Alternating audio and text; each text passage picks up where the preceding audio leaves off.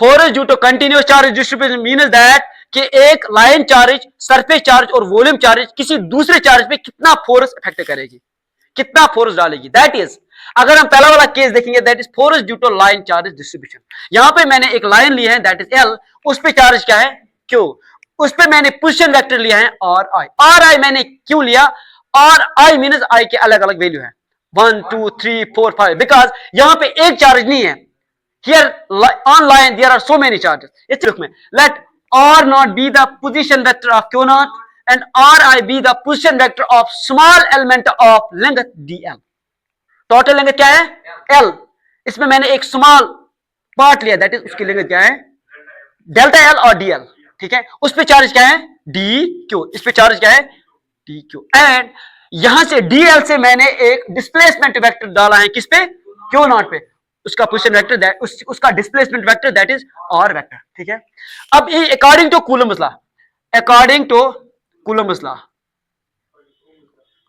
Coulomb's law, the small force acting on charge Q naught due to small element dl is df is equal to k times Q naught dq divide by r का square. df means small force due to small element of line dl, K is constant, Q naught is this charge, dq is charge on small element dl, और R क्या है distance between dl and Q naught, that is displacement vector, distance between dl and Q naught। यहां तक समझ आया, ठीक है। अब देखो हम ऐसे लिख सकते हैं, मैंने अभी पढ़ाया आपको, अभी मैंने पढ़ाया dq for line charge distribution dq is equal to lambda dl, पढ़ाया अभी, dq is equal to lambda dl, therefore हम ऐसे लिख सकते हैं df is equal to K Q naught divide by R square lambda dl लिख सकते हैं। Integrate both sides, integrate both sides, integral of df is equal to integral of K Q naught R square lambda dl, that is integral 0 to L, that is length of this line that is 0 to L, total length है L, ठीक है। और df d integral cut हो जाएगा, ये बन जाएगा f is equal to K constant है ये बाहर निकलेगा, Q नॉट कॉन्स्टेंट ये बाहर निकलेगा, R square is constant, distance में कैसे वेरी रेजिस्टेंस है, यहां पे क्या आएगा integral of 0 to L lambda dl। This is the force acting on charge Q naught due to element L।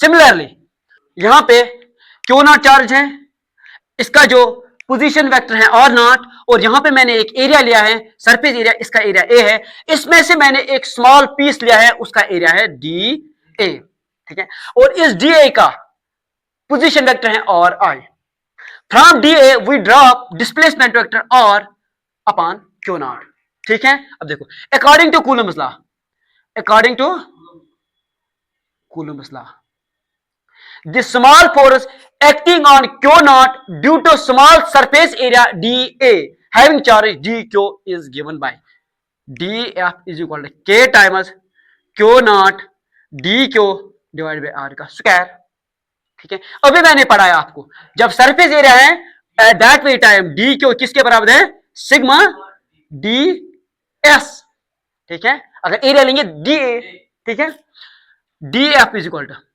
K Q naught sigma ds divide by R का square. Integrate both sides, integrate both sides, integral of df is equal to K Q naught sigma ds divide by R square. dA कोई बात नहीं, कोई tension नहीं है, dA लिखो या ds देखो,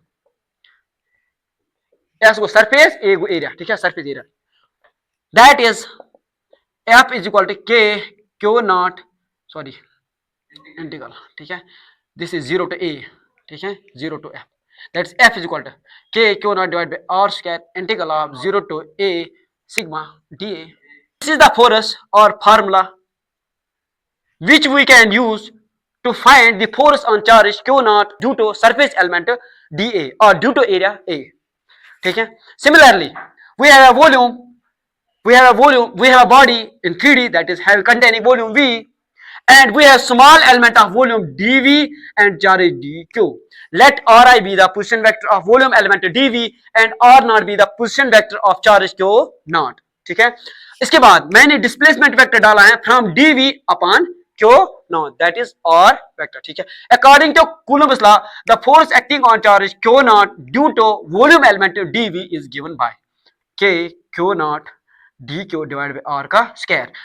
We know that dQ is equal to rho dV divided by R का square. Integrate both sides. We get integral of dF is equal to K Q naught R square integral of 0 to F rho dV, which implies that F is equal to K Q naught divided by R square integral of 0 to V rho dV. This is the force acting on charge Q naught due to volume V or due to volume element dV. This was all about today, and this was about the force due to continuous charge distribution.